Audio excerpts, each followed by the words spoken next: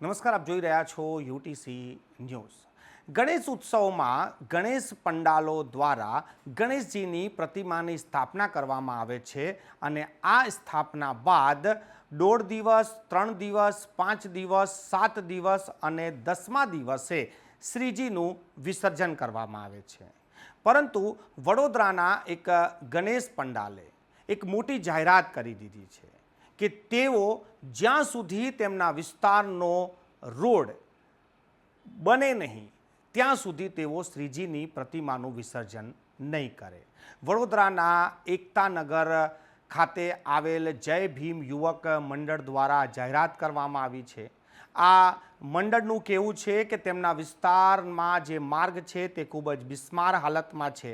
જો શ્રીજીની પ્રતિમાની વિસર્જન યાત્રા કરશે તો પ્રતિમા ખંડિત થવાનો પણ ભય છે અને તેઓની લાગણી દુભાઈ શકે છે। વારંવાર રજૂઆત કર્યા બાદ પણ આ માર્ગને રિપેર નથી કરવામાં આવ્યો। તેથી હવે મંડળે નક્કી કરી દીધું છે કે જ્યાં સુધી આ માર્ગ નહીં બને ત્યાં સુધી હવે શ્રીજીનું વિસર્જન નહીં થાય।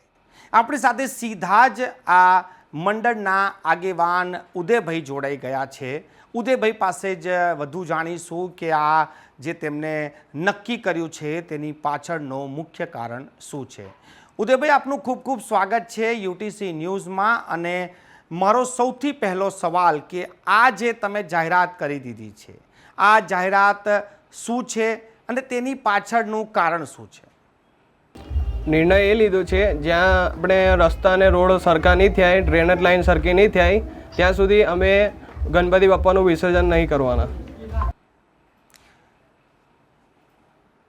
જી, આપે આટલી મોટી જાહેરાત કરી દીધી છે, પણ આપ પણ જાણતા હશો કે આ સરકારી કામ છે, કોઈ પણ કામ કરવાનો કોઈ સમયની ગાઈડલાઈન નથી, તો પછી તમે આટલી મોટી જાહેરાત કરી દીધી છે તો શું તમને લાગે છે કે આ માર્ગ આટલી જલ્દી બની જશે? અમે આ નિર્ણય બધા વડીલો સાથે મળીને જ લીધો છે। અમારા જે યુવક મંડળના વડીલો છે એમના સાથે એમને એવું જ કીધું છે કે આપણે મૂર્તિ આ રોડ રસ્તાથી લઈ જઈશું તો ખંડિત થશે અને આપણી લાગણી દુભાશે।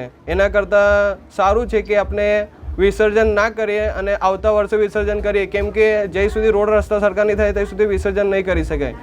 અને અમે વિસર્જન કરવા નીકળ્યા અને મૂર્તિ ખંડિત થઈ તો લાગણી તો દુભાવવાની જ છે। ઉદયભાઈ, તમે જણાવી શકો કે આ જે માર્ગ છે એ કેટલો ખરાબ છે કે તમે વિસર્જન યાત્રા જ ના કાઢી શકો?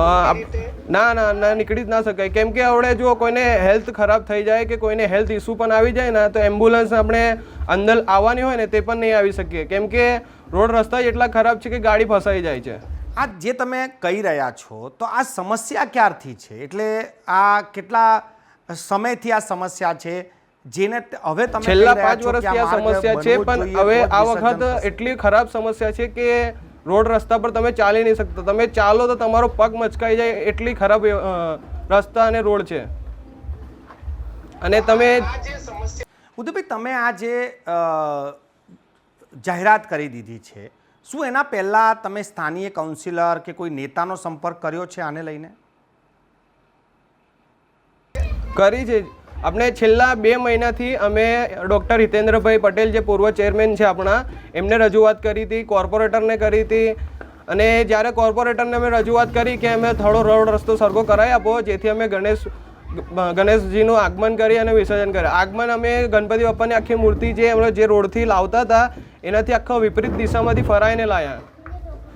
હવે જે વિસર્જન છે, અમે વિસર્જન જે રોડ રસ્તા છે એને સીધું અમે કરવા માંગીએ છીએ, પણ રોડ સરખા છે જ નહીં તો અમે વિસર્જન કરીએ જ કેવી રીતે?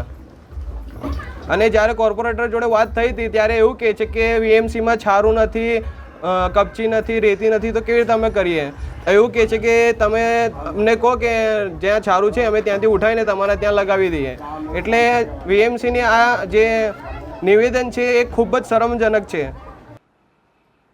તો ઉદયભાઈ, આ તમે જે જાહેરાત કરી છે તો આ તમારી જાહેરાત તો લોકો સુધી પણ પહોંચી ગઈ હશે। આ જાહેરાત બાદ કે તમે વિસર્જન નહીં કરો, કોઈ નેતાએ તમને સંપર્ક કર્યો છે? ના કોઈ આવ્યું નથી। ના કોર્પોરેટર આવ્યા છે, ના એમએલએ આવ્યા છે, ના ધારાસભ્ય આવ્યા છે, કોઈ જ નથી આવ્યું। ઉદયભાઈ, જેવું તમે પહેલાં પણ જણાવ્યું કે તમે વિસર્જન નહીં કરો, પરંતુ વિસર્જનની તો એક સીમા હોય છે કે તે દિવસે કરી જ દેવાનું જ છે. તો હવે આગળ શું? જી બિલકુલ, અમે વાત તો કરી છે અને હજુ પણ કરવાના છે, કેમ કે વિસર્જન તો કરવું જ પડશે કંઈ પણ રીતે. પણ જ્યાં સુધી રોડ રસ્તા સરખા નહીં થાય ત્યાં સુધી તો અમે નહીં જ કરવાના, એ વાત ચોખવટ કરી છે એમને. પણ હવે કંઈ જવાબ જે સંતોષકારક જે જવાબ આવ્યો છે એ નથી આવ્યો. એમને એવું કીધું છે કે તમારું કામ થઈ જશે. ઉદયભાઈ, મારો છેલ્લો સવાલ છે કે આ તમારા જ મંડળ પૂરતી આ સમસ્યા છે કે તમારા વિસ્તારમાં બીજા પણ જે મંડળો હશે તેમને પણ આ સમસ્યા નડતી હશે, તો તેઓ શું કહી રહ્યા છે? બીજા મંડળોની પણ આ સમસ્યા છે, પણ જે અમારો જે મંડળ છે એ છેક એકતાનગર જૂની મસ્જિદ પાસે મતલબ લાગે છે, અને જે અંદર સુધી મતલબ એ બહુ અંદર છે અમારું એકતાનગરમાં, આંબેડકરનગર મરાઠી મોલનો. જ્યારે બીજા મંડળ છે ત્યાં બહારની સાઈડ જ છે, એટલે એમને જેટલી તકલીફ છે એટલી અમારા મતલબ ઓછી છે એવું કહી શકાય. જી, આપનો ખૂબ ખૂબ આભાર અમારી સાથે ચર્ચા કરવા માટે ને આ માહિતી આપવા માટે. આપ જોઈ રહ્યા છો કે આ ઉદયભાઈ છે, જેઓ એકતાનગર ખાતે જે જય ભીમ યુવક મંડળ છે તેમના આગેવાન છે. એમને જે જાહેરાત કરી છે કે તેમના વિસ્તારમાં જે બિસ્માર્ક માર્ગ છે, આ માર્ગની મરમ્મત નહીં થાય, આ રસ્તો બનાવવામાં નહીં આવે ત્યાં સુધી તેઓ શ્રીજીનું વિસર્જન નહીં કરે. આ વખતે નહીં કરે, આખું વર્ષ શ્રીજીની સ્થાપના રાખશે.